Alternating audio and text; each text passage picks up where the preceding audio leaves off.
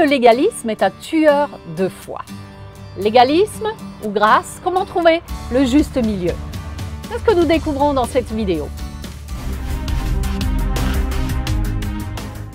Bienvenue Sparkiennes, Sparkiens sur votre chaîne Vie Chrétienne. Quel privilège nous avons. Bienvenue, de chers vous y amis. retrouver. Amen, toujours une joie.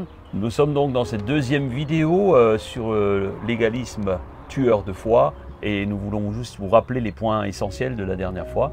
Alors d'où vient le légalisme? La définition du légalisme, Les dangers du légalisme l'importance de la grâce. et la grâce qui transforme de l'intérieur. Amen. Nous poursuivons donc notre importante étude aujourd'hui pour faire obstacle au légalisme qui est un véritable tueur, un exterminateur, terminator de foi. Mais pas seulement, il est aussi un destructeur de relations. Oui. Chaque chrétien né de nouveau devrait écouter ce message. Alors, chers amis, partagez-le. C'est important. Si vous n'avez pas vu la première vidéo, on vous invite à mettre celle-ci en pause et à visionner la précédente avec le lien que vous allez trouver juste en dessous. Mes amis, le légalisme peut s'infiltrer facilement dans votre vie, dans nos églises, dans nos familles. Et cela étouffe réellement, littéralement la grâce de Dieu et limite notre liberté en Christ. Mais nous sommes appelés à vivre dans la liberté, comme nous l'avons vu la semaine dernière, de sa grâce. C'est par la grâce, c'est par sa grâce. Dieu veut nous rendre efficaces par son amour et sa miséricorde, plutôt qu'au travers de toutes sortes de règles strictes et de lois. Eh oui. Mes amis, nous avions terminé par la grâce qui nous donne la liberté d'aimer et de servir. Amen. Dans Galates 5,13, nous lisons « Mais vous, frères, vous avez été appelés à la liberté. Seulement ne faites pas de cette liberté un prétexte pour vivre selon les désirs de votre propre nature. Au contraire, laissez-vous guider par l'amour pour vous mettre au service les uns des autres. » Amen. Nous sommes libérés du joug de la loi et nous pouvons donc maintenant vivre dans la liberté de la grâce. Alléluia. Marcher par l'esprit et, non par la loi. la loi. Galates 5,16 nous rappelle ceci. Voici donc ce que j'ai à vous dire. Laissez le Saint-Esprit diriger votre vie et vous n'obéirez plus aux désirs de votre propre nature. Car votre propre nature a des désirs contraires à ceux de l'Esprit et l'Esprit a des désirs contraires à ceux de notre propre nature. Ils sont complètement opposés l'un à l'autre de sorte que vous ne pouvez pas faire ce que vous voudriez.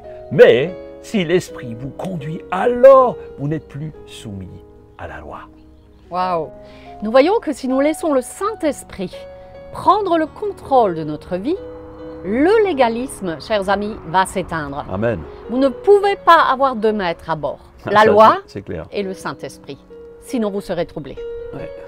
Le légalisme est considéré comme un tueur de foi dans la Bible pour plusieurs raisons. Nous allons les aborder. Voici 5 raisons que vous pouvez noter, prenez des notes, selon la Bible, qui confirment que le légalisme est préjudiciable à notre foi.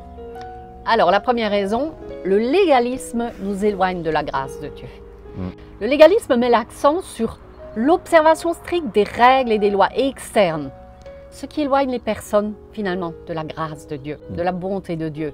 D'ailleurs, Paul écrit dans Galates 5,4, « Vous êtes séparés de Christ. Vous tous qui cherchez la justification dans la loi, vous êtes déchus de la grâce. » C'est un verset extrêmement fort qui remet réellement les pendules à l'heure de la grâce. Oui.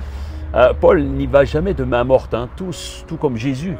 Il n'était pas tendre avec les pharisiens. Pourquoi? Eh bien, tout simplement parce que Jésus connaît le prix qu'il devra payer. Oui. Et Paul sait Également le prix que Jésus a payé. À partir du moment où tu te mets sous la loi, où tu mets la loi au-dessus de la grâce, le sang de Christ perd de la valeur. Et à partir du moment où tu attaches de l'importance à un point de doctrine extérieure, commandé par la loi, sans t'en rendre compte, tu rabaisses le sacrifice de la croix au niveau de la loi. Waouh! Et c'est fort, Oui. Jésus a dit qu'il est venu pour accomplir la loi. Amen. Alors, une deuxième raison, c'est que le légalisme génère une fausse confiance en soi. Il peut conduire à une confiance fausse en nos propres œuvres et efforts, plutôt qu'en la grâce de Dieu. On est là, on dit, oh, ben, tu vois comme moi, Ce que je je fais. fais bien les choses, tu vois. Chez moi, on respecte le Shabbat. Chez moi, on va à l'église 5 fois par semaine, on prie 1 heure tous les jours. En fait, c'est une confiance mal placée. Dans les Même œuvres. si c'est pas mauvais, Mm. mais c'est une confiance mal placée. Dans Romains 3,20 nous dit « Car nul ne sera justifié devant lui par les œuvres de la loi, puisque c'est par la loi que vient la connaissance du péché. C'est ça. » Waouh! Voilà notre danger qui est tout à fait anodin au légalisme. Se croire supérieur ou meilleur parce qu'on respecte telle ou telle chose en plus de la grâce. Le Seigneur a dit que nous sommes sauvés par grâce et non par la loi. Eh oui. Nous ne sommes pas sauvés par la grâce en plus de tout le reste. Oui. Jésus nous a sauvés par la Par grâce. grâce. Et c'est ça, c'est la foi que nous devons mettre dans cela, en Christ et en Christ rien d'autre. uniquement. Amen. Troisième raison, c'est que le légalisme apporte une restriction de liberté. Le légalisme crée des règles et des normes strictes qui vont limiter notre liberté en Christ. Et la loi, en fait, pose un carcan sur les gens.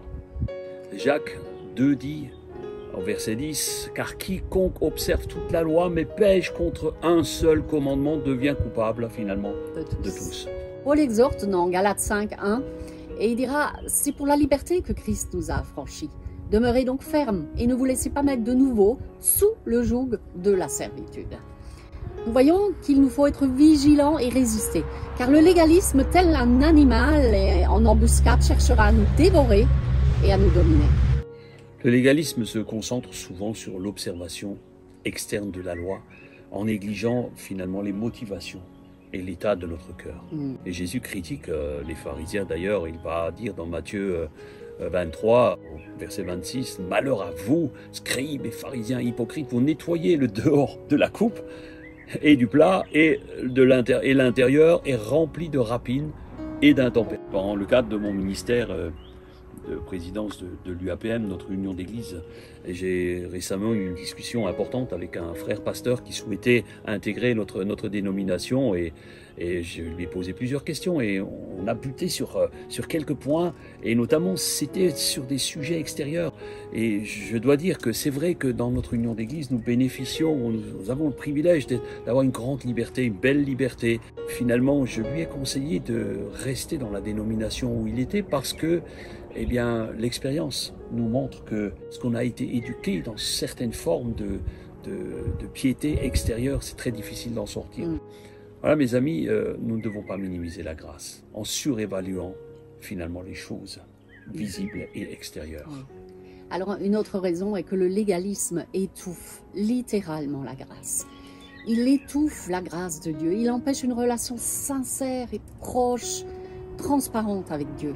Et Paul a écrit dans Galates 2,21, « Je ne rejette pas la grâce de Dieu, car si la justice s'obtient par la loi, Christ est donc mort en vain. » Il est donc important de se rappeler que notre foi est fondée sur la grâce de Dieu en Jésus-Christ et non sur nos propres œuvres. Le légalisme détourne notre attention de la grâce. Cette grâce de Dieu qui sauve. Elle met à voile. C'est comme étouffé, comme tu viens de le dire. Le légalisme nous emprisonne dans un système finalement de religion, de règles, ou même de performance, de compétition, de compétition de piété, qui amène parfois certains frères et sœurs à « Ah ben, qui est le plus grand? Qui est le meilleur ?» Qui est le chrétien de l'année? Alors, nous ne devons jamais oublier que ce qui nous sauve, c'est notre foi en Jésus. Alléluia. Et si nous nous sentons indignes, jugés, cassés, accusés, notre foi sera assassinée. Personne ne peut être sauvé par les œuvres, si nobles soient-elles. Il est donc essentiel de revenir et de demeurer dans la grâce de Dieu et de vivre dans la liberté, cette liberté que cette grâce nous offre. C'est pourquoi nous ferons un troisième volet pour découvrir en quoi l'alliance de la grâce est supérieure à la loi. Je vous invite à prier. Seigneur, merci pour ta parole si riche, si libératrice. Merci pour le sang et le sacrifice de Jésus. Parce que c'est au travers du sang et du sacrifice de Jésus que nous pouvons marcher dans la liberté. Père, je prie pour chacun et chacune derrière sur leur écran. Seigneur, que aucun ne croule sous le joug du légalisme, sous les accusations de l'ennemi. Seigneur, mais qu'ils puissent vivre et goûter pleinement à la grâce que tu as accordée, dans le beau nom de Jésus. Amen. Prenez soin de vous. Prenez soin de votre âme, chers amis. N'oubliez pas de vous abonner, partager cette vidéo importante. Et nous vous disons à très bientôt. Bye bye. Ciao, ciao.